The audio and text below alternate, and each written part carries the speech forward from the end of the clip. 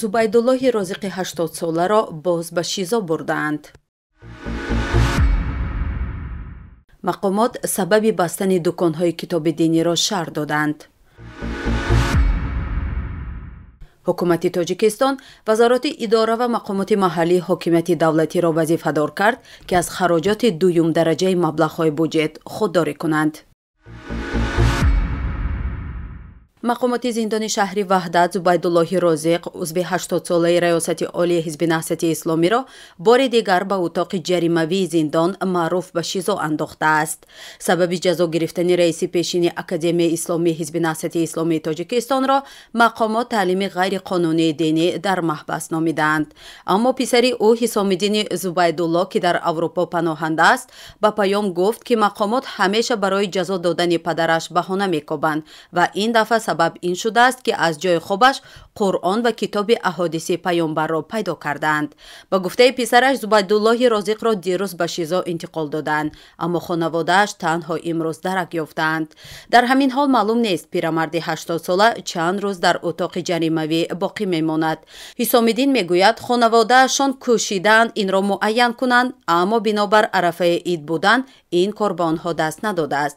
дар ҳамин ҳол радио озодӣ бо истинод ба як масъули зиндони шаҳри ваҳдат менависад зубайдуллоҳи розиқ ба ҷурми вайрон кардани низоми маҳбас 15 рӯз ба утоқи ҷаримавӣ бурда шудааст.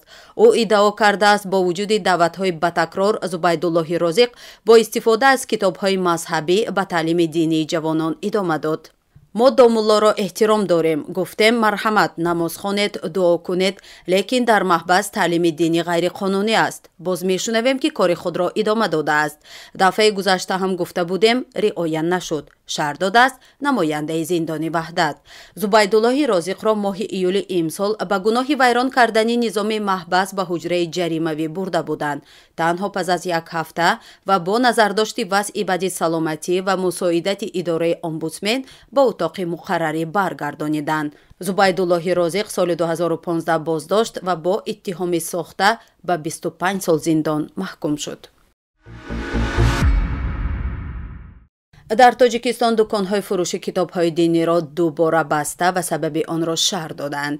ба навиштаи сомонаи Азия Плюс, Кумитаи дин, танзими анъана ва ҷашну маросими Тоҷикистон воридот ва фурӯши ғайриқонунии китобҳои динӣ, нагузаштани асарҳо аз ташхиси диншиносӣ ва шикояти муаллифони китобҳо аз сабаби аслӣ баста шудани дари дуконҳои китобҳои динӣ дар Душанбе будааст.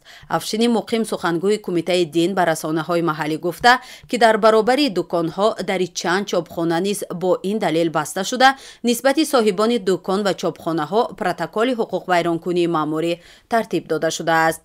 ба гуфтаи Афшини Муқим баста шудани дари дуконҳои китобҳои динӣ муваққатӣ аст ва он китобҳое ки аз мағоза ва чопхонаҳо мусодира шуданд айни ҳол дар омӯзиш ва баррасӣ қарор доранд. сухангӯи Кумитаи дин гуфт тибқи қонунгузорӣ онҳо бояд ҳамаи китобҳои диниро пеш аз ворид намудан ба кишвар ва ба фурӯш баровардан аз ташхиси давлатии диншиносӣ гузаронанд. бино ба шарҳи Афшини Муқим ҳолатҳое ҳам будааст ки баъзе аз фурӯшандагон баъди чанд соли аз ташхини диншиносӣ гузаронидани китоб онро бори дигар нашр кардаву ба фурӯш мебароранд. ин намояндаи Кумитаи дин тахмин мезанад ки дар ин муддат шояд ба муҳтавои ин китобҳо тағйирот ворид шуда бошад. аммо қонундонҳо мегӯянд танҳо бо тахмин ва шубҳаи бедалел бастани дари дуконҳои фурӯши китобҳои динӣ ангезаи сиёсӣ дорад. бояд мақомоти зиддахл пеш аз бастани дуконҳои китобфурӯшӣ маълум кунанд ки ба қонуншиканӣ ва ё ҳуқуқвайронкунӣ кадоме аз дуконҳо ё чопхонаҳо даст задаанд. баъди санҷиш танҳо муҷримон ба ҷавобгарӣ кашида шаванд, на ин ки дар саросари кишвар ҳама дуконҳои фурӯши китобҳои динӣ баста шаванд.